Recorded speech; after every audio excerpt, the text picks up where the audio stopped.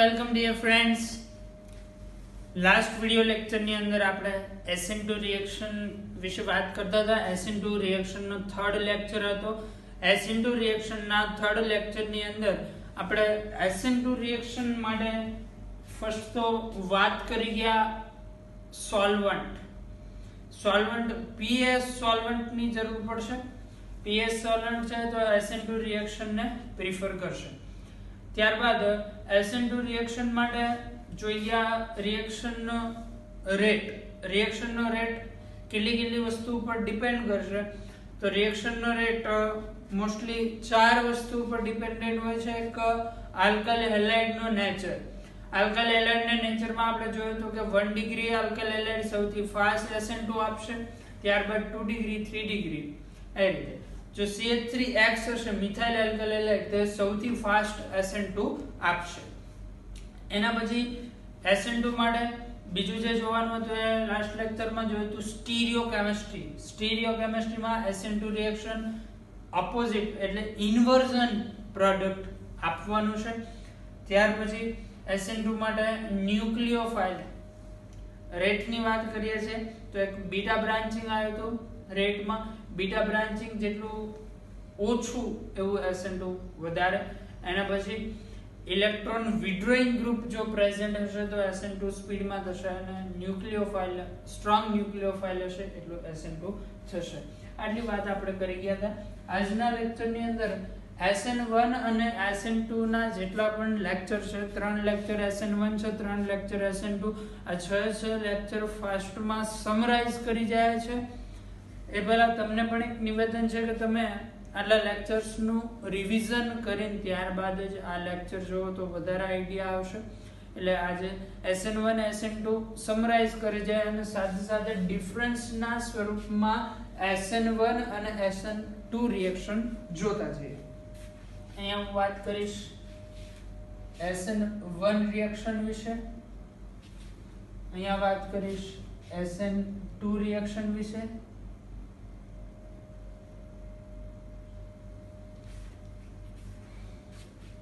SN1 અને SN2 રિએક્શનમાં first તો આપણે મિકેનિઝમ જોઈએ.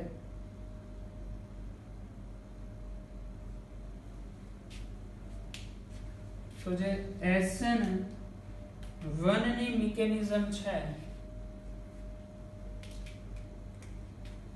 એ છે બે તબક્કામાં થતી પ્રક્રિયા. મિકેનિઝમ વિશે વાત કરવી હોય તો SN1 માં મિકેનિઝમ આપણે જોઈ ગયા છે.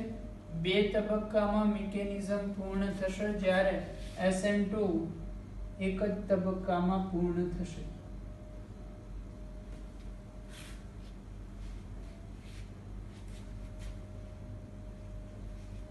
બીજું SN1 રિએક્શનમાં કાર્બોકેટાઇન બનશે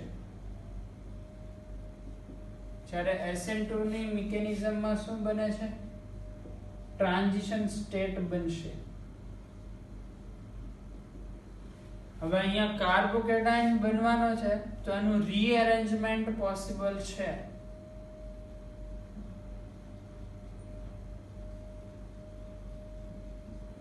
અહીંયા કાર્બોકેટાઇન બનતો જ નથી તો રીઅરેન્જમેન્ટનો તો પ્રશ્ન આવવાનો જ નથી.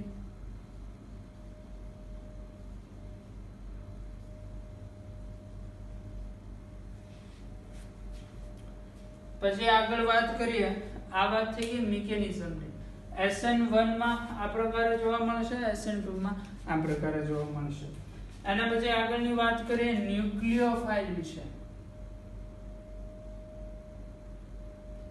જો ન્યુક્લિયોફાઇલ વિશે વાત કરવા જઈએ SN1 ક્યારે થાય? વીક ન્યુક્લિયોફાઇલ હોય તો જે લિવિંગ ગ્રુપને નીકળી જવાનો ટાઈમ આપશે.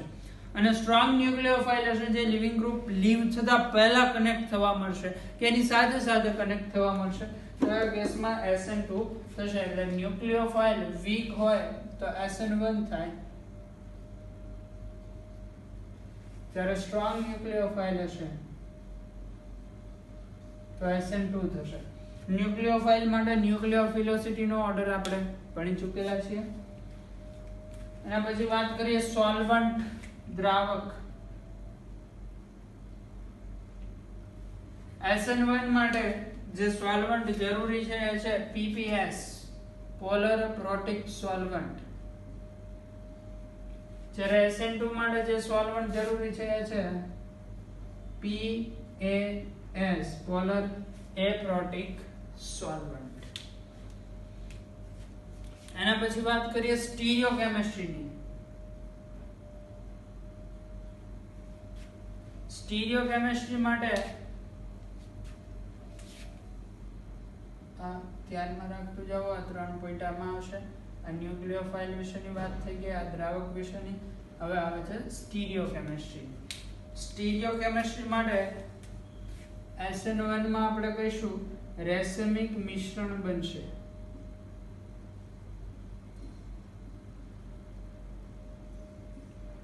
સોરી, તમે આ વસ્તુને ધારો તો એક ટેબલના સ્વરૂપમાં પણ નોટ કરી શકો છો. જ્યારે SN2 રિએક્શન ની અંદર કઈ પ્રોડક્ટ મળવાની છે? ઇન્વર્ઝન એટલે કે વ્યુત્ક્રમણ.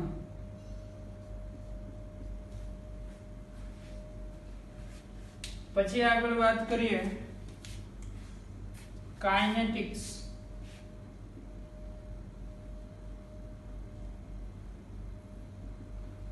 કાઇનેટિક્સ વિશેની વાત કરવી હોય તો SN1 જે રિએક્શન છે એ રિએક્શન નો રેટ, વેગ k આવશે rx. આમાં ન્યુક્લિયોફાઇલ ની સાંદ્રતા આવશે. ને યાદ કરો ધ્યાનથી, SN1 રિએક્શન છે એનો વેગ કે પ્રક્રિયાનો દર માત્ર rx ની સાંદ્રતા ઉપર આધાર રાખશે, ન્યુક્લિયોફાઇલ ની સાંદ્રતા ઉપર નહીં. કારણ આમાં કાર્બોકેટાયન બનવાનું છે. એ સ્ટેપ 1 હશે, સ્લો સ્ટેપ હશે, RDS હશે. અહીંયા r આવશે k rx nu. આવું થશે. પછી બીજો વાત કરીએ પ્રક્રિયા ક્રમ. SN1 રિએક્શન માટે આવશે 1, SN2 રિએક્શન માટે પ્રક્રિયા ક્રમ આવશે 2. પછી રેટ ની વાત કરીએ. આ 2 પોઈન્ટ શેમાં આવશે? કાઇનેટિક્સ માં. હજી આમાં આણ્વિકતા એડ કરવો હોય તો આપણે કરી શકીએ છીએ, પણ અલગ જરૂર નથી. પછી પ્રક્રિયાના દર વિશે વાત કરીએ. તો દર વિશે નેચર ઓફ આલ્કાઇલ હેલાઇડ પહેલા જોઈ ગયા હતા. Rx માટે વાત કરતા હોય તો Rx નો રેટ SN1 માટે કંઈક આવો જોવા મળશે. 3 ડિગ્રી, 2 ડિગ્રી, 1 ડિગ્રી. 1 ડિગ્રી પછી મિથાઇલ CH3X પણ લઈ શકો તમે. SN2 માટે વાત કરો તો રેટ અપોઝિટ થશે. 1 degree, 2 degree, 3 degree.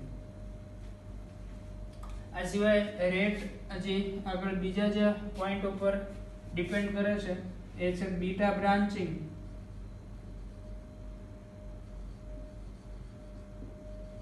Beta branching જેટલું વધારે એટલું SN1 સ્પીડમાં થાય, અને બીટા બ્રાન્ચિંગ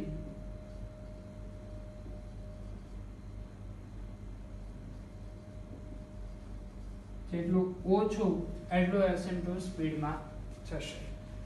આ વસ્તુ આપણે ભણી ચૂકેલા છીએ. પછી આમાં ઇલેક્ટ્રોન વિડ્રોઈંગ ગ્રુપ પણ આવે છે, જ્યાં SN1 માં કોઈ ઇફેક્ટ કરવાનો નથી. હા, SN2 માં કાર્બોકેટાયન અનસ્ટેબલ બનશે, સ્લો સ્ટેપ થશે. એટલે આમાં પણ એવું કહી શકો કે ઇલેક્ટ્રોન વિડ્રોઈંગ ગ્રુપ હાજર હશે તો SN1 નો રેટ ઘટશે, એવું કહી શકાય. લખી દે ઇલેક્ટ્રોન વિડ્રોઈંગ ગ્રુપ EWG હાજર, SN2 નો રેટ ઘટે. અહીંયા EWG હાજર, SN1 નો રેટ ઘટે, SN2 નો વધશે.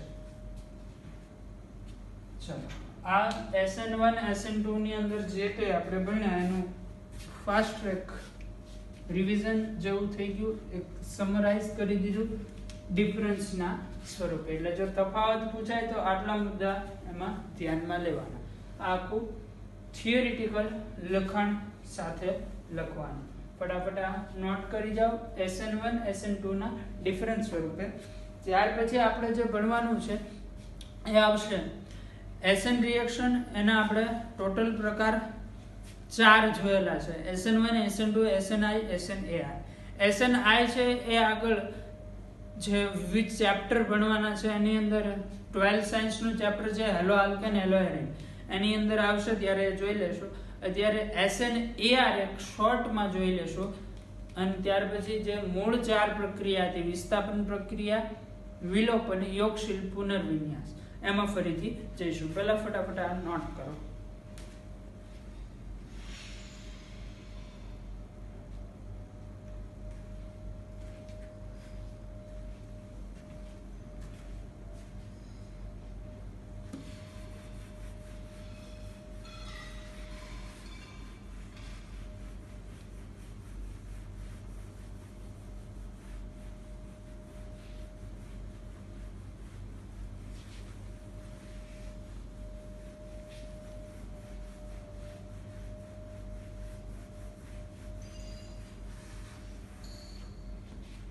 ચલો તો હવે મૂળ SN રિએક્શન ના 4 પ્રકાર હતા, SN1, SN2, SNI, SNAR.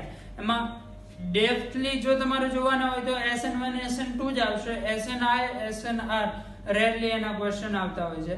SNI આગળ ઉપર ડિટેલમાં ચર્ચા જ્યારે આવશે ત્યારે કરી લેશું કે SNI ક્યારે પોસિબલ છે ક્યારે નથી, એની વાત આપણે કરી લેશું.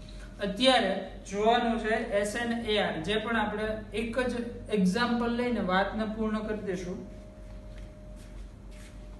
નેક્સ્ટ જે ટોપિક ભણવા જઈ રહ્યા છે રિએક્શન છે SNAR.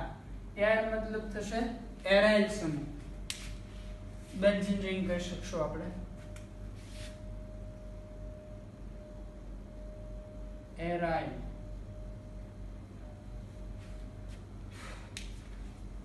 એરાઇલ કમ્પાઉન્ડ ની અંદર SN રિએક્શન.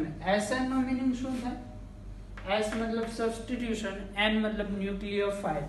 ન્યુક્લિયોફાઇલ સબસ્ટિટ્યુશન રિએક્શન, કેન્દ્ર અનુરાગી વિસ્થાપન પ્રક્રિયા. એટલે આ પ્રક્રિયા દરમિયાન પ્રક્રિયકમાંથી કોઈ એક કેન્દ્ર અનુરાગી પ્રક્રિયક દૂર કેન્દ્ર અનુરાગી સમૂહ દૂર થવાનો છે, જેને આપણે લિવિંગ ગ્રુપ કહીએ છીએ, અને નવો એક કેન્દ્ર અનુરાગી સમૂહ એડ થવાનો છે, જેને NU- ન્યુક્લિયોફાઇલ થી ઓળખીએ છીએ. તો એરાઇલ જે ગ્રુપ છે, એરાઇલ ગ્રુપમાં કેન્દ્ર અનુરાગી તરીકે તમે જો H- લો.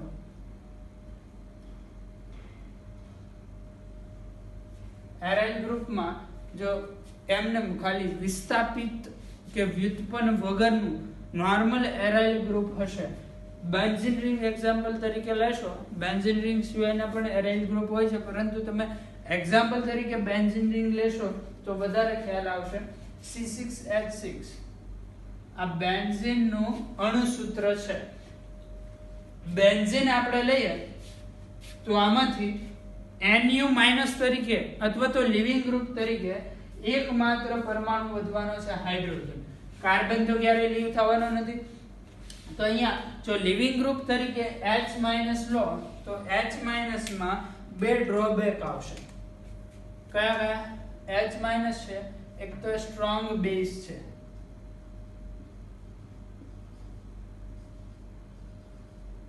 યાદ રાખવાનું, મોસ્ટ ઓફલી આવું જોવા મળશે. સ્ટ્રોંગ બેઝ હશે એટલે વીક લિવિંગ ગ્રુપ હશે, એટલે સારો લિવિંગ ગ્રુપ હશે નહીં. એટલે H- છે સ્ટ્રોંગ બેઝ છે, અને સાથે સાથે બીજું શું છે?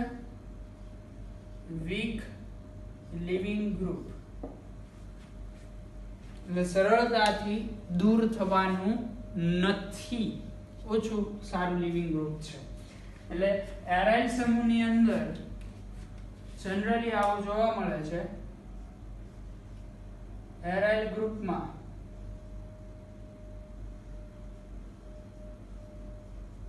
મોટે ભાગે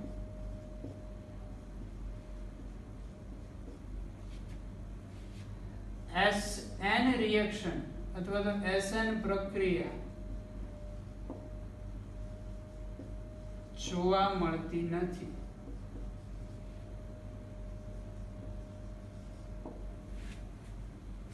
AR ગ્રુપમાં SN રિએક્શન નહીં જોવા મળે. રીઝન શું છે? H- છે, સ્ટ્રોંગ બેઝ છે, વીક લિવિંગ ગ્રુપ છે, લીવ થવાનું નથી. હવે જો SN1 હોય કે SN2 હોય, એના માટે લિવિંગ ગ્રુપ તો સારું જ જોઈએ. લિવિંગ ગ્રુપ જો સરળતાથી નીકળે તો જ ન્યુક્લિયોફાઇલ એડ થશે. જો લિવિંગ ગ્રુપ જ ન નીકળે તો નવો ન્યુક્લિયોફાઇલ આવવાનો નથી. એટલે એઆર રિએક્શન એઆર સમૂહમાં મોટે ભાગે SN1 રિએક્શન નહીં થાય. SN1 રિએક્શન માટે એઆર સમૂહની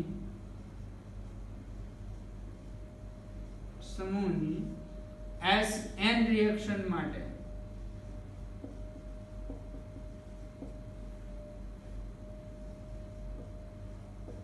એઆર સમૂહની ધ્યાનથી સમજો અહીંયા એઆર સમૂહની SN પ્રક્રિયા માટે ચોક્કસ પરિસ્થિતિ હાજર હોવી જોઈએ અથવા તો ચોક્કસ પરિસ્થિતિમાં જ આ પ્રક્રિયા થશે. ચોક્કસ પરિસ્થિતિ જરૂરી છે.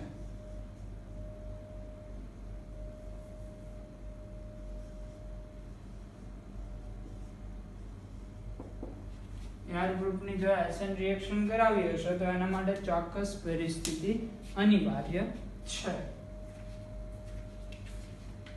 ચોક્કસ પરિસ્થિતિ માટે આ પણ યાદ રાખવાનું છે.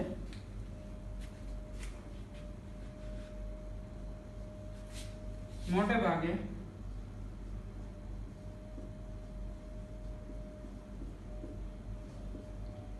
એર X અને AR OTS SN પ્રક્રિયા આપે છે. હવે AR X તો કદાચ તમે સમજી શકતા હશો, બેન્ઝીન રિંગ એની ઉપર હાલોજન ગ્રુપ જોડાયેલું છે. AR OTS આપણે યાદ રાખવાનું છે. આપણે અને કહેવાય છે ટોસાઇલેટ આયન. હમણાં સમજીએ એટલે ખ્યાલ આવી જશે. આની અંદર આ જે બે ગ્રુપ છે X અને OTS એ સારા લિવિંગ ગ્રુપ છે. આ બંને X અને OTS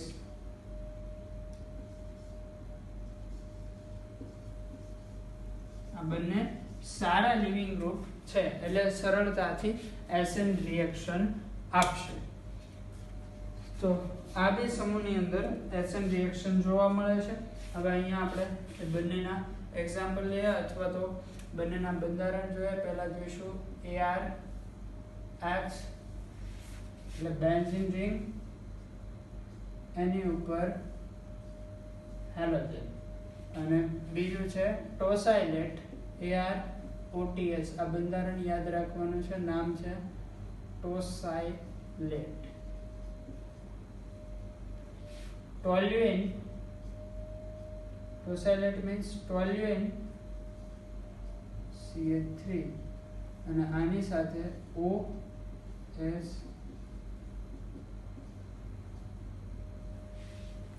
અવાય. અહીંયા R ગ્રુપ તરીકે કોઈ પણ હોઈ શકે છે. આને આપણે શું નામ આપશું?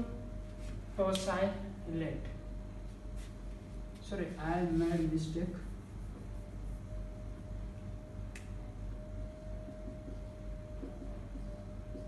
O minus. આને કહેવાય છે ટોસાઇલેટ. હવે આ ઓક્સિજન સાથે કોઈ પણ ગ્રુપ જોડાયેલું હોઈ શકે છે.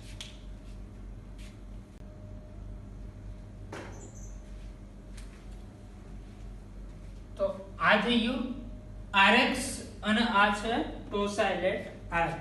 તો આમાંથી આ જે RX છે એમાંથી X છે એ સારો લિવિંગ ગ્રુપ છે. આ X આ શું છે?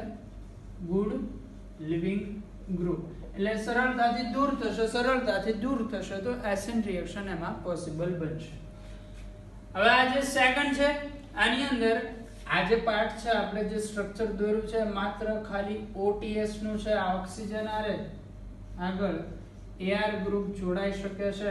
હવે આ થઈ ગયું આખું OTS. OTS મતલબ ટોસાઇલેટ આયનનું સ્ટ્રક્ચર હમણાં આપણે જોઈ ગયા. આની આગળ હજી તમે બેન્ઝીન રિંગ જોડી શકો છો. આમાંથી કયો પાર્ટ ગુડ લિવિંગ ગ્રુપ તરીકે બિહેવ કરશે? ટોસાઇલેટ આયન. આ પણ શું છે? સારો લિવિંગ ગ્રુપ. સારો લિવિંગ ગ્રુપ હોય તો એ સરળતાથી SN રિએક્શન આપશે. આની અંદર SN રિએક્શનની મિકેનિઝમ જોઈ લઈએ.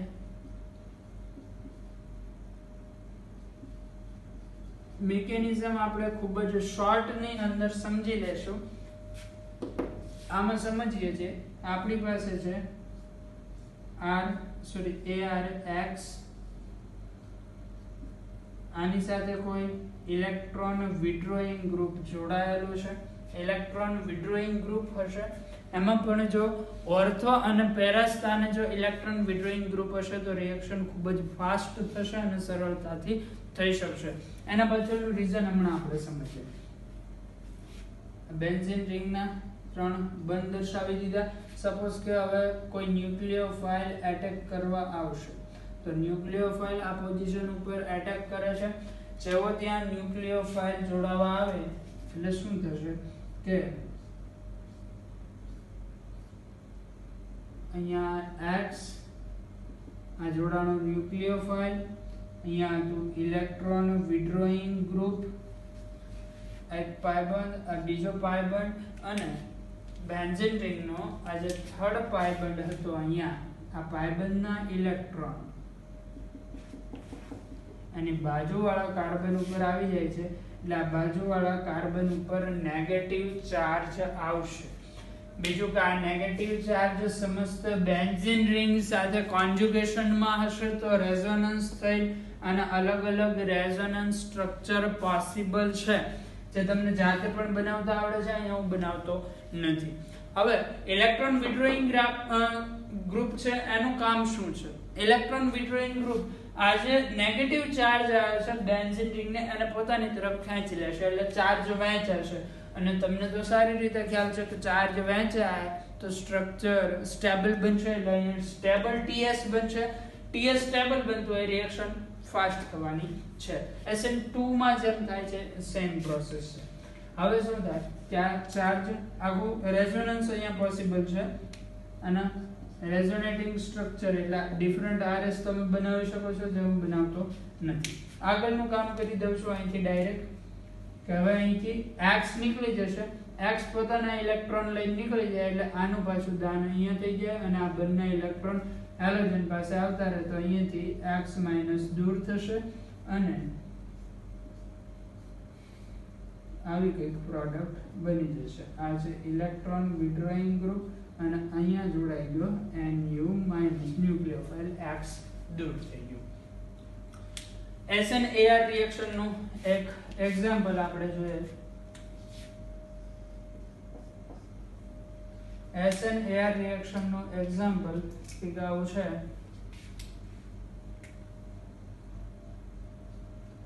બ્રોમોબેન્ઝીન Br આના ઓર્થો અને પેરા સ્થાને NO2 ગ્રુપ જોડાયેલા છે.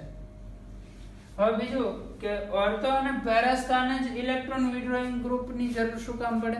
કારણ રેઝોનન્સ વખતે આપણે જોયેલું છે કે જે આ ઇલેક્ટ્રોન વિડ્રોઈંગ ગ્રુપ ઇલેક્ટ્રોન ખેંચશે એ -m અસર થતી ઇલેક્ટ્રોન ખેંચશે. -m હોય કે +m એ માત્ર ઓર્થો પેરા પોઝિશન ઉપર જોવા મળે છે. મેટા પોઝિશન ઉપર એની કોઈ ઇફેક્ટ આવતી નથી. એટલે અહીંયા એક નોટ બનાવીને પણ તમે લખી શકો ઇલેક્ટ્રોન વિડ્રોઈંગ ગ્રુપ ઓર્થો અને પેરા પોઝિશન પર હશે રિએક્શન ઝડપી બનશે.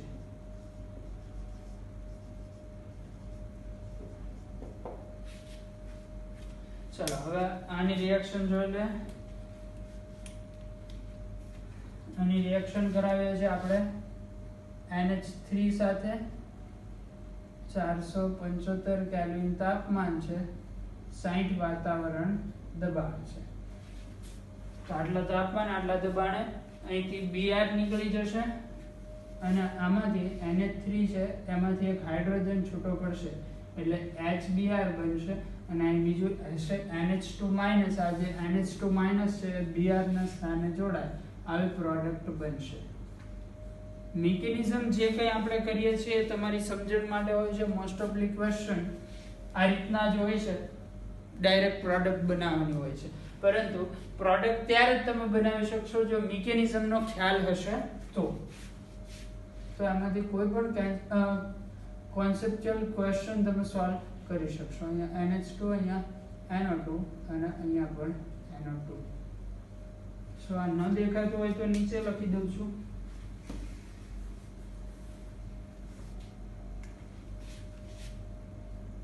આની પ્રોડક્ટ છે, જગ્યાના અભાવે થોડીક નીચે લખું છું. NH2, NO2 અને અહીંયા પણ NO2. આ રીતે SNAR રિએક્શન થશે. વધારે ડીપમાં SNAR રિએક્શન વિશે ભણવાની કોઈ જરૂર નથી. આટલું આપણા માટે પૂરતું છે. ફટાફટ આ નોટ ડાઉન કરો, ત્યાર પછી આગળની ચર્ચા કરીએ.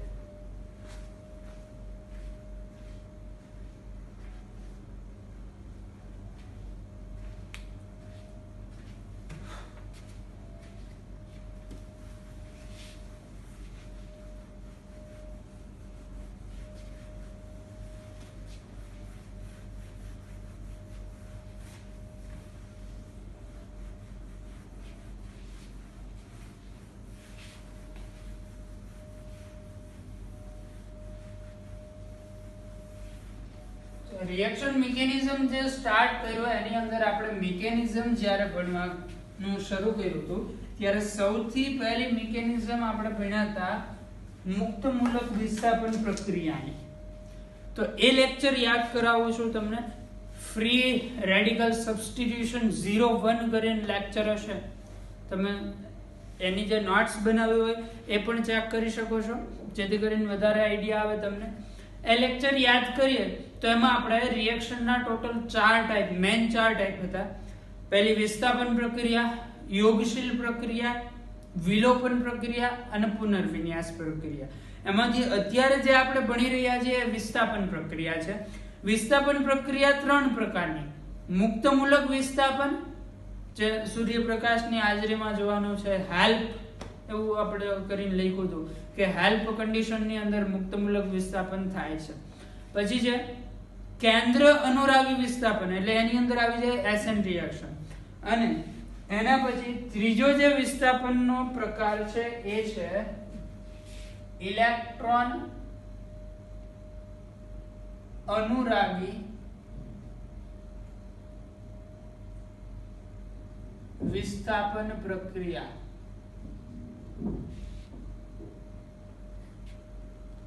કેન્દ્ર અનુરાગી વિસ્થાપન પ્રક્રિયા, SN રિએક્શન, એના આપણે 4 પ્રકાર ભણ્યા. ત્યાર પછી વિસ્થાપનનો ત્રીજો પ્રકાર ઇલેક્ટ્રોન અનુરાગી વિસ્થાપન પ્રક્રિયા. અને અલગ કોઈ પ્રકાર નથી, એક જ એક્ઝામ્પલથી આખી રિએક્શન સમજાઈ જશે, એટલે એમાં કોઈ ચિંતા કરવાની જરૂર નથી. બહુ જ શોર્ટ છે અને આની વધારે બીજા એક્ઝામ્પલ ધરાવતી રિએક્શન્સ આપણે 11th સાયન્સનું જે ચેપ્ટર છે હાઇડ્રોકાર્બન એની અંદર જોવાનું રહેશે, એની અંદર આવશે. એટલે આ વિસ્થાપન રિએક્શનનો 3rd પ્રકાર. એટલે આજના લેક્ચરની અંદર વિસ્થાપન પ્રક્રિયા, સબસ્ટિટ્યુશન રિએક્શન કમ્પ્લીટ થઈ જશે.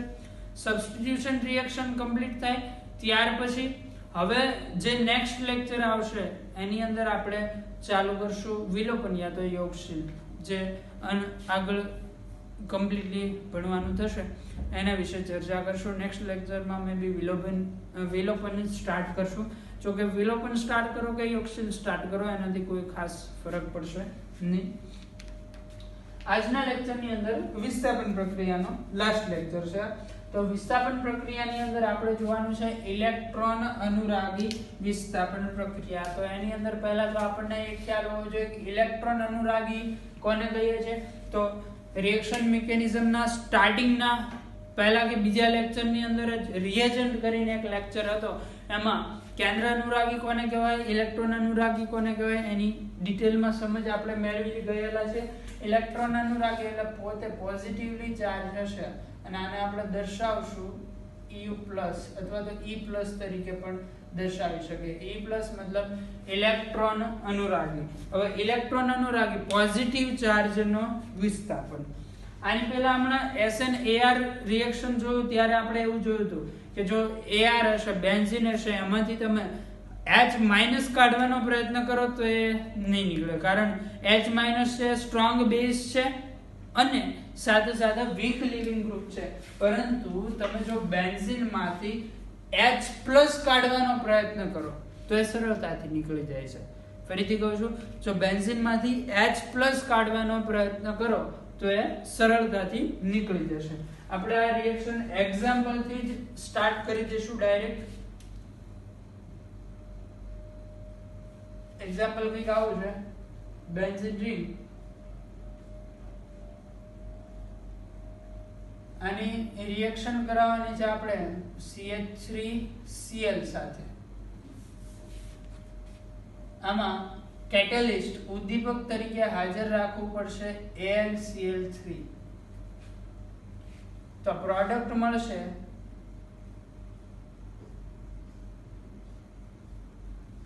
અહીંથી એક H+ દૂર થાય. હવે આ જે પ્રક્રિયક છે બીજો, આમાં CH3+ અને Cl- એવું બનશે. તો આ CH3+ છે એ આપણો થશે કેન્દ્ર અનુરાગી પદાર્થ.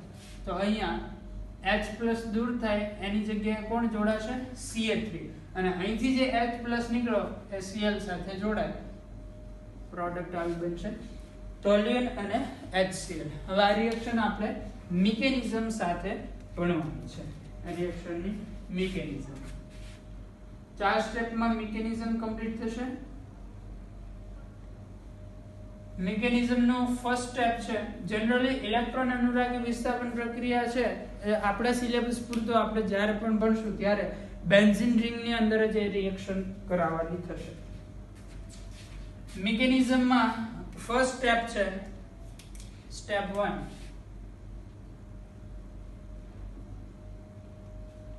સ્ટેપ 1 ની અંદર આપણે જોશું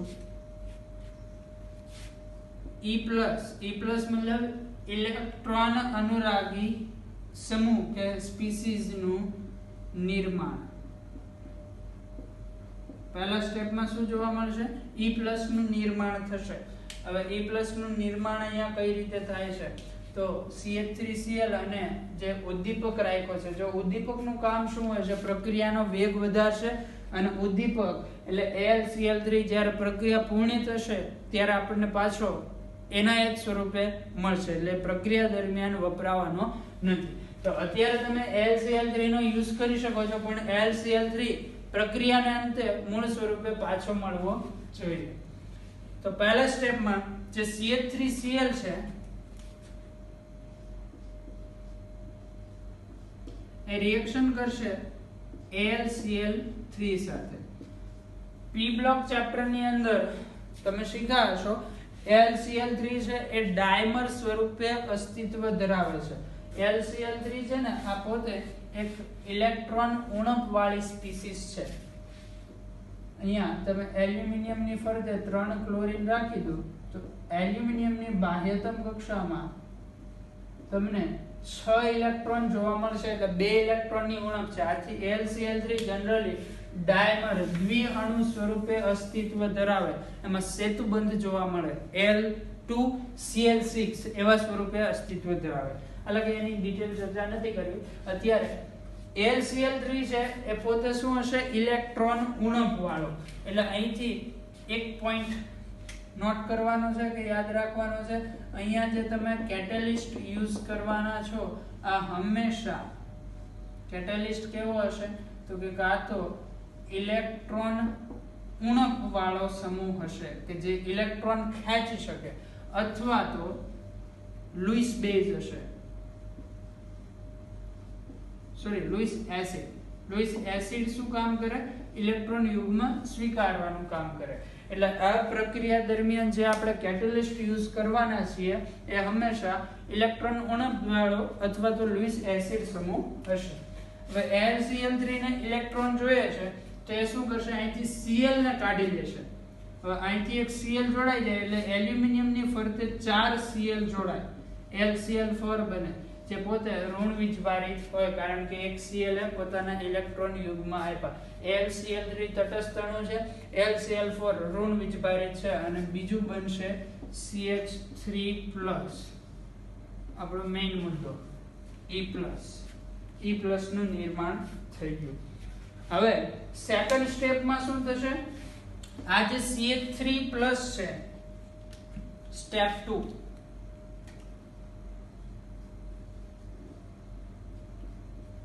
સ્ટેપ 2 ની અંદર આ જે CH3 પ્લસ છે એ એટેક કરશે. કોના ઉપર એટેક કરશે? તો કે બેન્ઝીન રિંગ ઉપર. એટલે E પ્લસ નો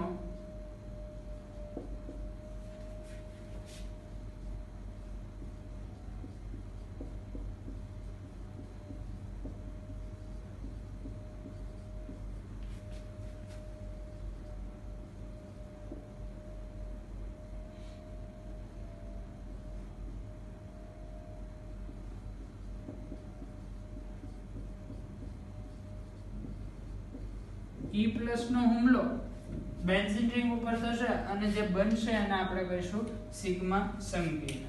એની સાથે સાથે એક આનું પણ નામ યાદ રાખવાનું છે. જો આ જે મૂળ પ્રક્રિયક હતો એમાંથી એક CH3 પ્લસ છૂટો પડે અને બીજો Cl માઈનસ. CH3 પ્લસ છે અને આપણે કહીશું ઇલેક્ટ્રોન અનુરાગી, પણ Cl માઈનસ ને શું કહેવાય? પોતે ઋણ વીજભારિત છે એટલે એ કોનાથી આકર્ષાય? ધન વીજભારથી એટલે કેન્દ્રથી. તો Cl માઈનસ છે અને કેન્દ્ર અનુરાગી કહેવાય. એટલા માટે આ જે સંકીર્ણ છે આ સંકીર્ણને આપણે કહીશું કેન્દ્ર અનુરાગી અથવા તો ન્યુક્લિયોફાઇલ Nu માઈનસ સંકીર્ણ. સંકીર્ણનું નામ Nu માઈનસ સંકીર્ણ શું કામ આપ્યું? કારણ કે અહીંથી જે કેન્દ્ર અનુરાગી સ્પીસીસ છૂટી પડી છે આ સંકીર્ણમાં જોડાયેલી છે એટલે આને કહેવાય છે Nu માઈનસ સંકીર્ણ. ચલો હવે આના ઉપર E પ્લસ નો હુમલો કરાવીએ.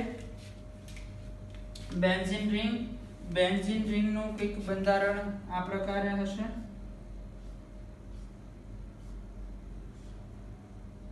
અહીંયા એના ત્રણેય દ્વિબંધ દર્શાવીએ છીએ. અહીંયા કાર્બન સાથેનો એક હાઇડ્રોજન અને આ જ પોઝિશન ઉપર કોણ હુમલો કરવાનો છે? CH3 plus. એટલે આ થઈ ગયું CH3 પ્લસ જે અહીંયા હુમલો કરશે. ત્યાં હુમલો કરીને શું બનાવશે? સિગ્મા સંકીર્ણ.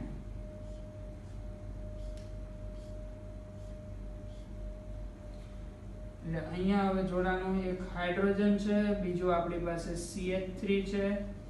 CH3 જોડાય એટલે આ જે દ્વિબંધ છે એના ઇલેક્ટ્રોન, આ જે બંધ છે એના ઇલેક્ટ્રોન આ કાર્બન પાસે દાન થઈ જાય.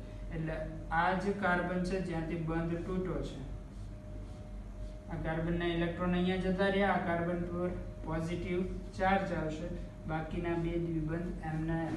હવે આ કાર્બન ઉપર પોઝિટિવ ચાર્જ છે તમને તો ખબર છે અહીંયા રેઝોનન્સ પોસિબલ છે. તો આના રેઝોનેટિંગ સ્ટ્રક્ચર કંઈક આવા જોવા મળશે. નેક્સ્ટ સ્ટેપમાં દ્વિબંધ અહીંયા આવતો રહે, અહીંયા પોઝિટિવલી ચાર્જ,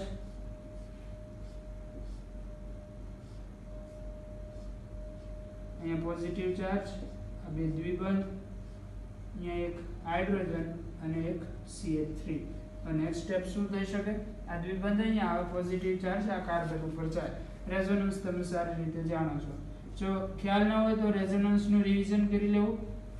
GOC નો લેક્ચર નંબર 3 રેઝોનેટિંગ ઇફેક્ટ ઉપર કે રેઝોનન્સ લેક્ચર નું નામ છે. દ્વિબંધ અહીંયા પોઝિટિવ ચાર્જ, અહીંયા હાઇડ્રોજન, અહીંયા થશે CH3. આ એના રેઝોનેટિંગ સ્ટ્રક્ચર. આ થઈ ગયું સ્ટેપ 2 જેમાં સિગ્મા સંકીર્ણ બનશે. એના પછી આવશે સ્ટેપ 3. ત્રીજા સ્ટેપમાં આ જે સિગ્મા સંકીર્ણ બનેલું છે એમાંથી હાઇડ્રોજન દૂર કરવાનો છે. એટલે સ્ટેપ 2 માં શું થશે? H+ દૂર થશે.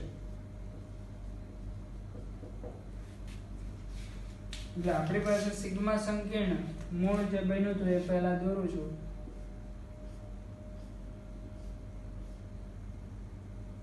અહીંયા પોઝિટિવ ચાર્જ પાય હાઇડ્રોજન દૂર થાય CH3. આ હાઇડ્રોજન છે કયા સ્વરૂપે દૂર થવાના? H+. તે પોતાના ઇલેક્ટ્રોન અહીંયા આપતો જાય.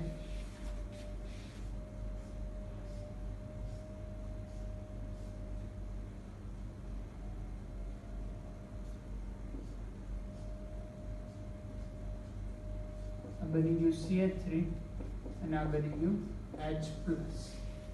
બરોબર, ત્યાં પોતાના ઇલેક્ટ્રોન હાઇડ્રોજન આપી દીધા તો આલ્યુમિન બની ગયું. હવે સ્ટેપ 4 છે. સ્ટેપ 4 એની અંદર Nu માઈનસ સંકીર્ણમાંથી Nu માઈનસ સંકીર્ણ માંથી ન્યુક્લિયોફાઇલ મુક્ત થાય. Nu માઈનસ સંકીર્ણ છે આપણી પાસે AlCl4 માઈનસ આમાંથી કોને મુક્ત કરાવવાનું છે? ન્યુક્લિયોફાઇલ. એટલે ફરી પાછું શું બની જશે? AlCl3 Cl માઈનસ, અને આ Cl માઈનસ કોની સાથે જોડાઈ જાય? H પ્લસ સાથે, તો એ બનાવશે HCl. અને AlCl3 જે આપણો ઉદ્દીપક હતો એ મૂળ જે સ્વરૂપે હતો એના જ સ્વરૂપે અહીંયા પાછો મળી જાય છે. તો આ થઈ ગયું ઇલેક્ટ્રોન અનુરાગી વિસ્થાપન. આનું સ્ટેપ 2 છે. સ્ટેપ 2 એ છે સ્લો સ્ટેપ અને RDS. બરોબર, આટલી વસ્તુનો ખ્યાલ રાખો કે ઇલેક્ટ્રોન અનુરાગી વિસ્થાપન પ્રક્રિયા આ પ્રકારે થાય છે.